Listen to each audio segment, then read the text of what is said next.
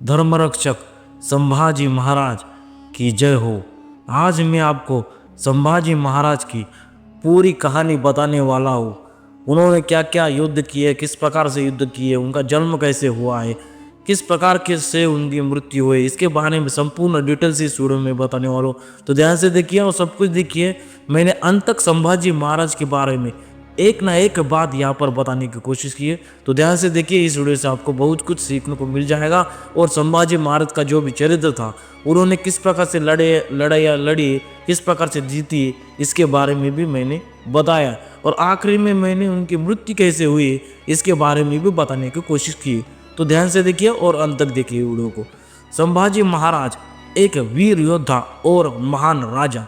संभाजी महाराज 1657 से 1679 मराठा साम्राज्य के द्वितीय छत्रपति थे और छत्रपति शिवाजी महाराज के पुत्र थे।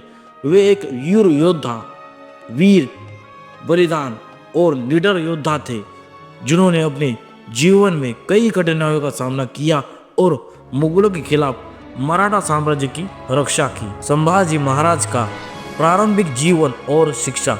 संभाजी महाराज का जन्म 14 मई 1657 को पुरंदर किले में हुआ था।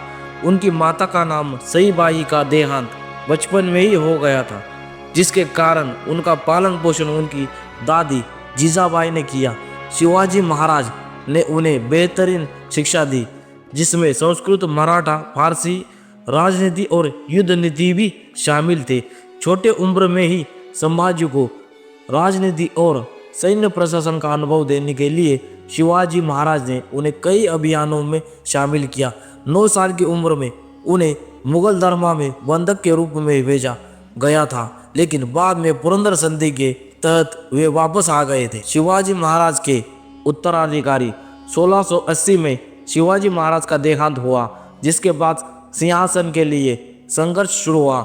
संभाजी के सौतेले भाई राजाराम को कुछ दरबारियों का समर्थन प्राप्त था, लेकिन अंततः संभाजी महाराज ने अपनी वीरता और रणनीति से सिंहासन प्राप्त किया और 1681 में छत्रपति बने। संभाजी महाराज का युद्ध नीति। संभाजी महाराज ने अपने शासनकाल में मुगलों, अंग्रेजों, पुर्तगालियों और सिद्धियों के खिलाफ कई युद्ध लड़े। उन्होंने औरंगजेब के खिलाफ कड़ा संघर्ष किया और मराठा साम्राज्य की सीमाओं में रक्षा की।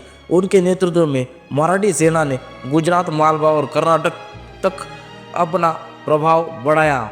मुगलों के खिलाफ संभाजी महाराज का संघर्ष। औरंगजेब ने दक्षिण भारत में मराठा साम्राज्य को खत्म करने के लिए आक्रमण किया, लेकिन संभाजी महाराज ने उनकी योजना को नाकाम कर दिया। पुर्तगालियों से टकराव। उन्होंने गोवा में पुर्तगाल के खिलाफ भी अभियान चलाया और उनकी शक्ति को कमजोर किया। सिद्धि के खिलाफ अभियान। जंजीरा के सिद्धि ने कई बार मराठों पर आक्रमण किया, लेकिन संभाजी ने बहादुरी से उनका मुकाबला किया। संभाजी महाराज की वीरता और बलिदान। 1679 में संभाजी महाराज को गणेश गोसावी के विश्वासघात के कारण मुगलों ने पकड़ लिया। औरंगजेब ने उन्हें इस्लाम स्वीकार करने का प्रस्ताव दिया, लेकिन उन्होंने इसे दृढ़ता से अस्वीकार कर दिया। उनके कारण औरंगजेब ने उन्हें अमानवीय यातनाएं दी।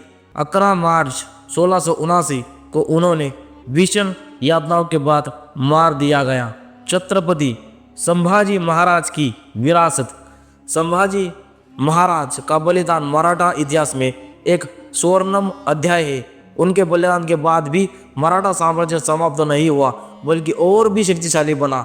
उनके साहस और बलिदान ने मराठों को औरंगजेब के खिलाफ अंतिम विजय दिलाई। संभाजी महाराज की वीरता, निडरता और आत्मसम्मान ने उन्हें इतिहास में अमर बना दिया।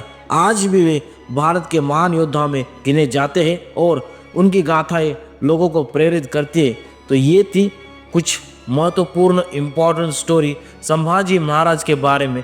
मैंने आपको सब कुछ डिटेल से समझा दिया। तो इस प्रकार से संभाजी महाराज ने संघर्ष किया था औरंगजेब के खिलाफ। शिवाजी महाराज उनके पिता थे। तो इस प्रकार संभाजी महाराज का जीवन था और उनके जीवन से हमें मोटिवेशन तो मिलेगा ही मिलेगा, लेकिन उन्होंने किस प्रकार से जो भी है ये युद्ध लड़े, इसके बारे में भी मैंने आपको बता दिया है। तो जानकारी यूजफुल लगी हो कंटेंट यूजफुल लगे हो तो चैनल को आप लाइक कमेंट और सब्सक्राइब कर सकते हैं। मैं आपके लिए इसी तरीके का यूजफुल कंटेंट लाता हूँ। और जाते जाते ये कहूँगा, संभाजी महाराज की जय हो।